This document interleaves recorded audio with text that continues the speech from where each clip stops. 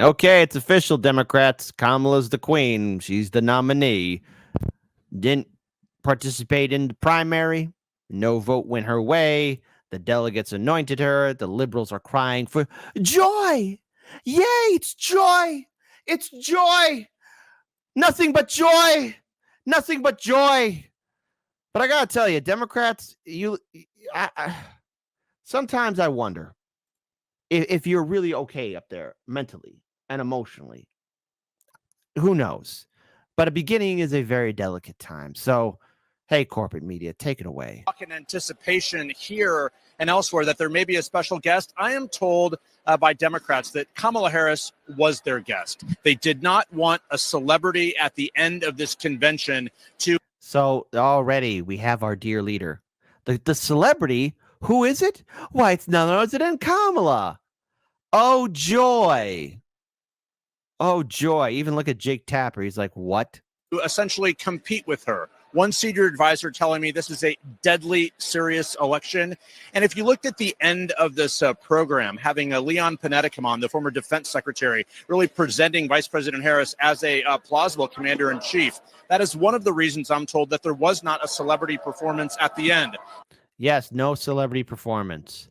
But hey, Democrats, listen, someone needs to tell BSDNC, maybe it's not a good idea for Jen Psaki or anyone else sitting at this table to compare Kamala as this fierce fighter. Case in point, hold on, it's only 40 seconds of joy for Kamala. Joy, joy. She has this magical, charismatic quality in person. So do a lot of politicians. People say that about Hillary Clinton. Also true. Ah, of all people you had to bring up Hillary Clinton being and Kamala Harris. Yeah, way to make me vomit in my brain. Say that again, Jen Psaki. What's your home run analysis? Quality in person. So do a lot of politicians. People say that about Hillary Clinton. Also true. The public has to see it in order to get you elected. And tonight, and over the last couple of weeks, she showed the public. When you said these are the text messages that I'm getting, what did you mean? Well, I mean by that is that was fierce and fearless how she just delivered that. Yeah. That's who she has been. She didn't make it to the Iowa caucuses 4 years ago. And it's just a reminder. I mean, this line. Yeah, there's a reason why she didn't make it to the Iowa caucus. Number one, nobody liked her. Number two, she was a far in the wind. Number three, she ran a piss poor campaign. Number four, it went broke. And number five, Tulsi Gabbard smacked her around not once but twice. Now, again, who knows how this election will turn out, but it's 50-50 whether Kamala wins or Trump wins. Whoever will pull out the most votes, that's the key word of the day. Who's going to pull it off? Do I think the Democrats have a chance? It's 50-50. I'm not voting Democrat. They made it abundantly clear that they don't want my vote, so you're not going to get it. And no matter what happens on election night, I'm eating a ribeye steak. So theoretically, I am the winner. In the speech where she said, never let anyone tell you who you are. You show them who you are. It was about a bigger message, but it's also about her. Yeah. You know, and that's what she, I think, presented tonight and has over the last few weeks. She's speaking, folks, because Kamala is speaking. And speaking of speaking, I know. Give it up for Kamala Harris. Kamala, take it away. I know. Hang on, folks. I only got a few snippets of her speech. I'm not going to put you through the whole thing. That's not right. We're going to suffer enough for the next 2 months. Be clear, my entire or 4 years. Career, I've only had one client, the people. And so, on behalf of the people, on behalf of every American, regardless of party, race, gender, or the language your grandmother speaks, on behalf of my mother and everyone. What about your father? No, yes, no, yes, yes, no. What?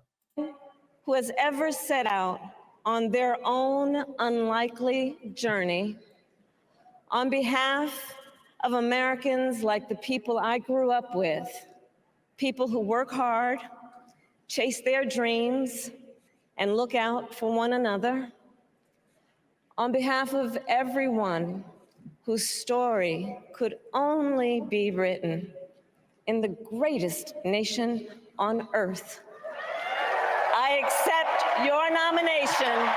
Great. So now she becomes the queen. But hold on. What better way to earn support from liberals than to bring up the most significant day of all, January 6th. I know. I'm so sorry. When he failed, he sent an armed mob to the United States Capitol where they assaulted law That's not what happened. enforcement officers.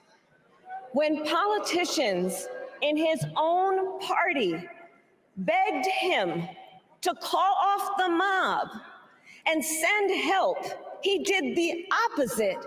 He fanned the flames. And now, for an entirely different set of crimes, he was found guilty of fraud by a jury of everyday Americans and separately found liable for committing sexual abuse. And consider what he intends to do if we give him power again. Consider his explicit intent to set free violent extremists who assaulted those law enforcement officers at the Capitol. His explicit intent to jail journalists, political opponents, and anyone he sees as... Wait a minute. What about what the Democrats have done under Barack Obama? What about what's going on with Julian Assange? What happened to whistleblowers? Because, last I checked, Biden's still president, but when he was vice president to Barack Obama, whistleblowers and journalists were being arrested, detained, silenced, going to court. Kamala, you were Biden's VP for 3.5 years. Please explain to me how you are going to fix the previous administration's fault and its failures when you were part of that previous administration's faults and failures. The reason why we got Trump in the first place is because of the neoliberal policies of Barack Obama. That's why we got Trump. That's why we got Donald Trump. That's why he's running again. I don't think anyone had on their bingo card that Trump would be running again for a third time. It can be argued this is his fourth time because in 2012 he did humor the idea, but he didn't follow through with it. Then comes 2016, he ran, he won. 2020, of course, he's going to run because he wants to win the White House. And of course, he lost in 2020.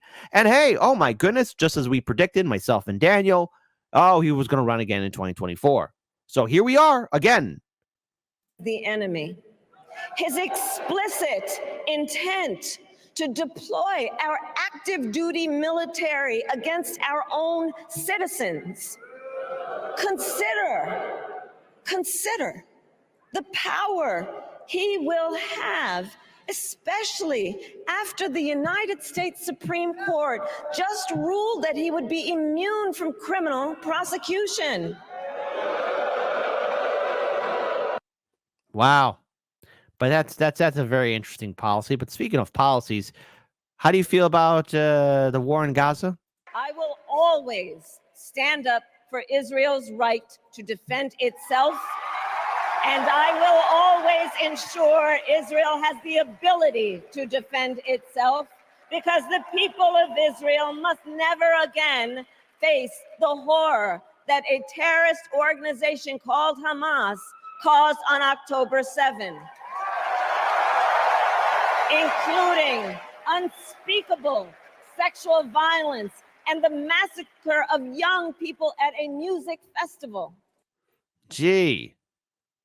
What about what's happening to the people currently in Gaza? Just throwing it out there. You do realize that you and Biden were looking over this whole war for the last 10 months, right? 10 months in which you could have maybe used your political power. I mean, controversial statement in a 3, 2, 1. The United States is a global superpower. Was there any point in chance or, you could have called for a ceasefire or done something?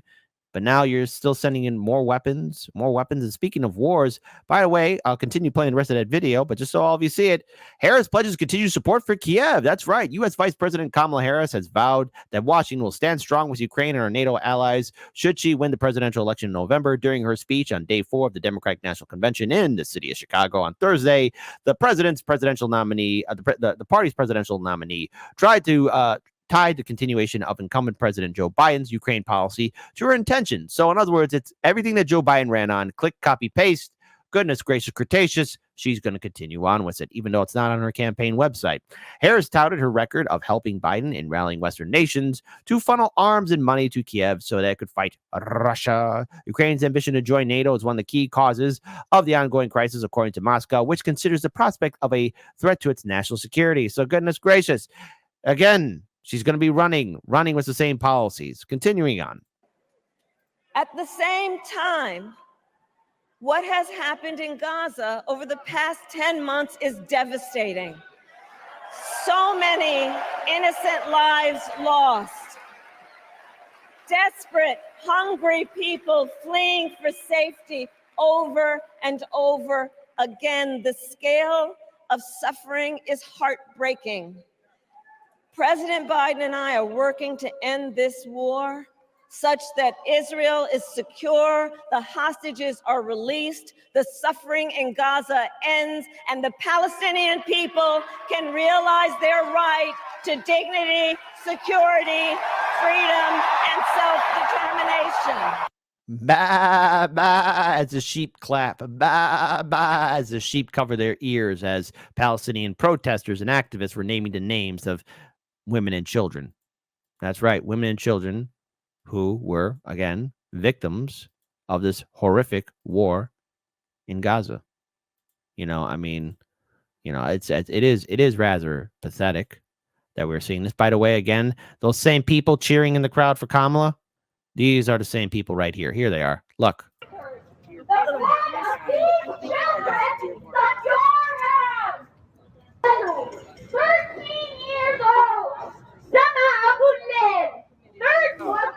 Say it again. Say it again. Mock them again. Mock the children again. Do it again. Do it again. 18 years old. 18 years old. Yusuf Hassan. 18 years old. Turn around and join the uncommitted. Wow. Such compassion. These are going to be the same people crying if Kamala loses. Like, why did you vote for Kamala? Why did you do it? And of course, there was some pushback because even Trump had to add in his 2 cents. Sort of like he's wondering, hey, is she talking about me? Take it away, Trump. Are you ready to debate Kamala Harris on September 10th, given what you heard tonight? Well, number one debate on September 4th at Fox, and she turned it down because, as you know, Brett, I was willing to debate with you and Martha. I was going to debate on September 4th. She turned it down. And I'm willing to debate on, I don't like ABC. I think ABC is probably the worst of the group, but I'm willing to do ABC. I was willing to do CNN with Joe Biden, and you saw what happened there. I mean, CNN does not treat me or Republicans very good, but I was willing to do it because it was the only way I could get to debate him and ask him how that turned out. But look, I am willing to debate, and I think we should do much more than one debate. But you know better than anybody, I'm ready, willing, and able. Of course he is. And of course, I want to pull up this video as well. More of Trump responding to Kamala's appointment. Well, the biggest reaction is, why didn't she do the things that she's complaining about? All of these things that she talked about, we're going to do this, we're going to do that, we're going to do everything. But she didn't do any of it. She could have done it 3.5 years ago. She could do it tonight by leaving the auditorium and going to Washington, D.C. and closing the border. She doesn't need a bill. I didn't have a bill. I closed the border and created the safest border we've ever had in the history of our country. She could have done all of these things, and she could still do them. She's got 4.5, 5 months left. She can go there right now. She can do all of the things, many of the things that she's talking about and complaining about. It was a lot of complaining. She didn't talk about China. She didn't talk about fracking. She didn't talk about crime. She didn't talk about. Well, again, that's a problem for the Democrats because the Democrats just don't have any policies whatsoever. It's going to be a cringe fest regardless of who or when they will debate. But I want to pull up this video here. I want to give a huge shout out to Tucker Carlson because I could stop laughing at this because the way he described Tucker Carlson being a prosecutor. I asked Tucker Carlson his opinion on prosecutors. Consider what he intends to do if we give him power again. Consider his explicit intent to set free violent extremists who assaulted those law enforcement officers at the Capitol. His explicit intent to jail journalists, political opponents, and anyone he sees as the enemy. Can I just interject here for a second? This woman's really scary. She could easily get elected president. She's much more skillful than I have ever seen. She's a liar on the deepest level. The things she is saying right now are not just untrue, they're the opposite of the truth, which is the hallmark of evil. She's an extremist. She'll say anything. She's much more like Gavin Newsom than I ever realized. I could go through a whole litany of why what she's saying is not true. It wasn't an armed mob. There's not one person inside the Capitol with a firearm, period. The only person who was shot in the Capitol was an unarmed woman shot by one of Nancy Pelosi's bodyguards. So again and again, she's telling us that she fought the cartels to secure the border. She's the border czar, and the border is controlled by the cartels. She argued that Donald Trump, quote, tried to throw away your votes. Didn't the Democrat Party just throw away all the votes and install her? They did. They most certainly did. So what can we take away from this? I'll give my thoughts on the Democratic National Convention. It was an expensive show. And the one takeaway I got from it is that the Democratic Party does not respect the primary process, the democratic process, the voting process. A Democratic Party wants you to shut up and fall in line. If you voted in a Democratic primary this election cycle, you meant nothing. You just got a little participation trophy, a little sticker, and that's it. It's a little placebo. That's what you got. Voters didn't pick who they wanted as their nominee. They were forced to pick Biden. The Democratic Party was doing all it could to make sure that you wouldn't have a choice of picking somebody else. I know. It's time to wake up to reality. The Democratic Party doesn't respect voters. The Democratic Party doesn't think about voters. The Democratic Party has made it clear how it feels about protesters and activists and third parties and progressives and independents. They don't want you at the table. They want you to shut up. Any kind of breakdown analysis for Kamala's speech? Okay, she made a speech. But now there's September and October. What comes next? What will we face off next? Well, the bombardment from Vote Blue no matter who. If you don't support Kamala, you're racist, you're bigoted, you're homophobic, you're this, that, and the other. You are a horrible person. It should be canceled. But yet, Democrats, you spit in the eye of progressives and independents, not once, not twice, but 3 election cycles. To those who are uncommitted, to those who are progressives, to those who are activists, beware of the liberals that will try and worm their way in to try and co-opt you. And should Trump win the day, be careful when you protest again, because they're going to tell you how things should be run. They're going to try and co-opt all the groups. I've seen it before. I've seen it happen. I've seen it happen. But if the Democrats do win, do you want to know what's going to happen if Kamala sits on the throne? Time for brunch. There's a genocide in Gaza, but I need my mimosa. There's war in Ukraine, but I'm having my bagel. The economy is still floundering. Excuse me, but I'm eating some delicious bacon. The Biden-Harris administration cooked the books on the number of employed people. Over 1 million fake jobs were added. Not while I'm eating my strawberries. Thank you very much. And I'm ordering a Belgian waffle too. The liberals won't care. They don't care. And since they don't care, I'm not going to care. But I will say this. For those who at least been able to stomach the DNC convention, thank you for following Hard Lens Media. Kamala, take it away. Why don't you take it away?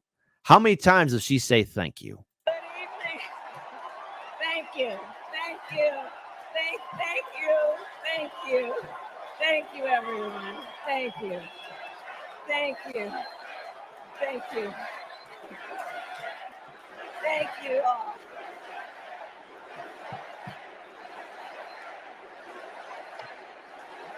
Thank you all. Okay, we got to get to some business. I counted 13 thank yous. Okay, thank you all. 14. Okay.